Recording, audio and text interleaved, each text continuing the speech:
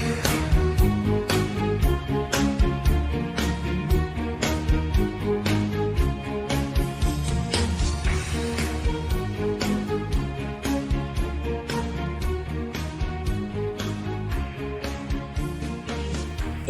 et bienvenue dans Une rose dans le cœur, le podcast où on explore les défis du quotidien avec authenticité.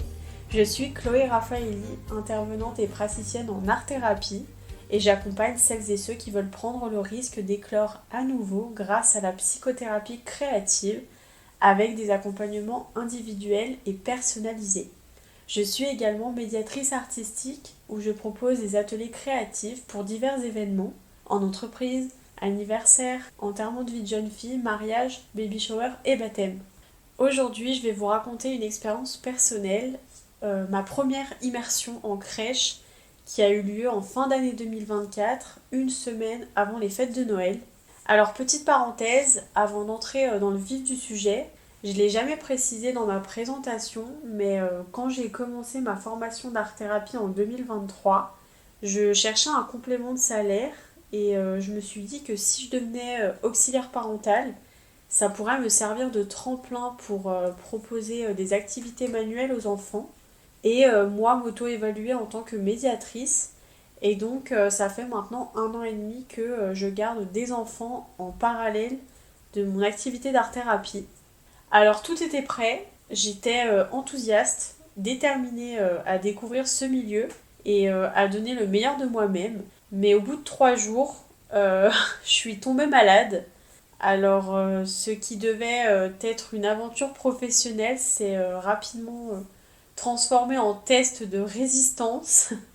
Dans cet épisode, je vais vous partager ce qui s'est passé, ce que j'ai appris sur moi-même et sur le travail en crèche et pourquoi ces moments imprévus peuvent être des opportunités déguisées.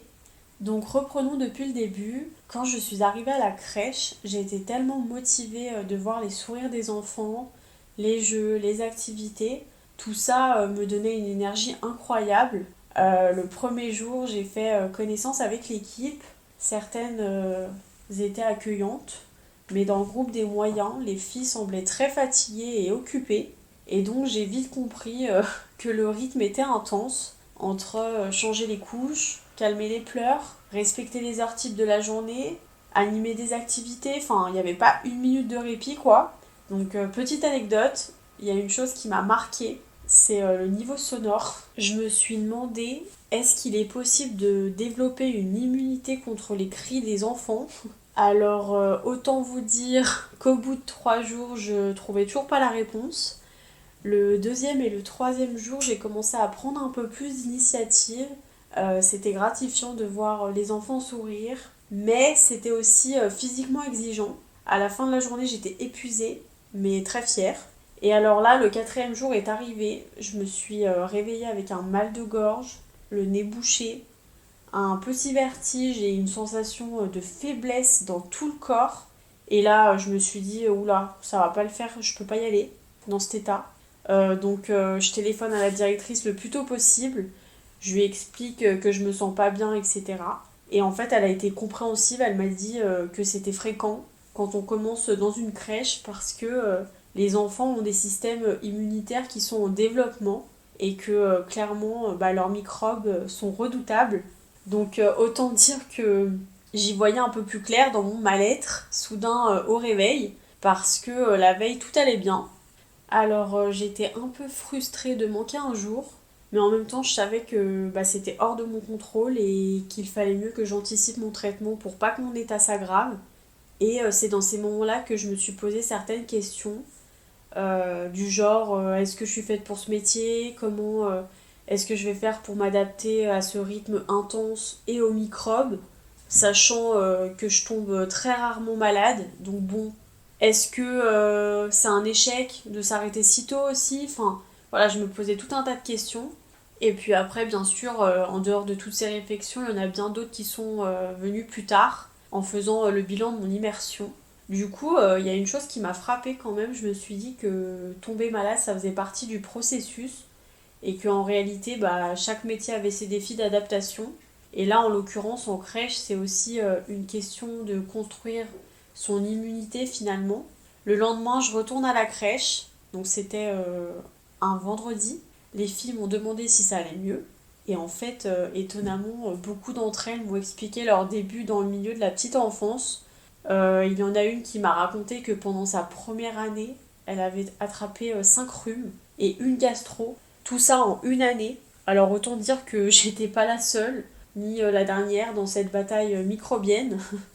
Après cette expérience, ce que j'ai appris et ce que je veux partager avec vous, c'est d'abord l'importance de l'autocompassion, de ne pas se mettre trop de pression, de se dire que c'est pas un échec de tomber malade ou de devoir faire une pause parce que écouter son corps, c'est essentiel.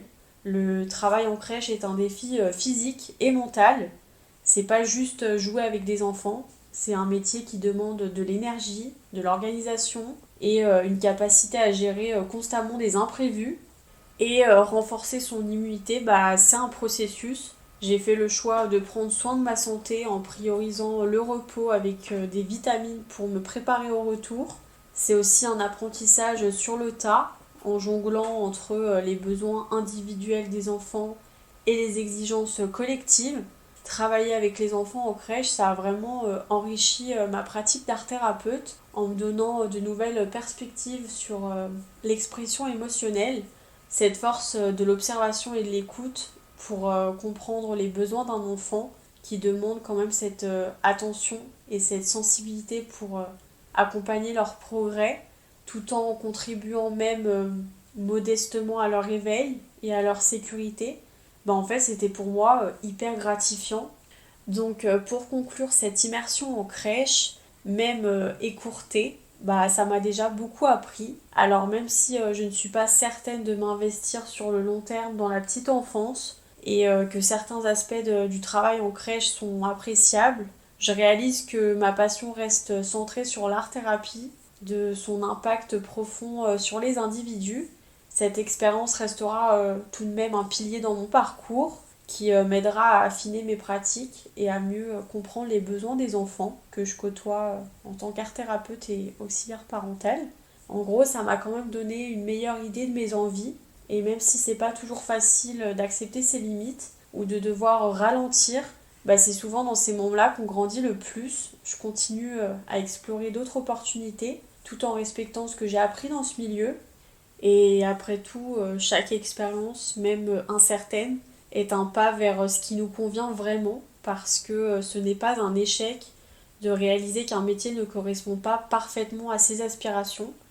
Cette immersion a vraiment renforcé ma conviction que la créativité et l'expression artistique peuvent être des outils précieux, que ce soit dans un cadre éducatif ou thérapeutique. Alors si vous commencez une immersion, un nouveau travail ou une expérience intense, rappelez-vous que tomber malade ou trébucher en chemin, c'est normal et que le plus important c'est de se relever et d'y retourner avec une nouvelle perspective ou alors de tout simplement en garder le meilleur. Je vous dis à très bientôt pour un nouvel épisode d'une rose dans le cœur et pour une nouvelle histoire authentique. Cordialement Chloé.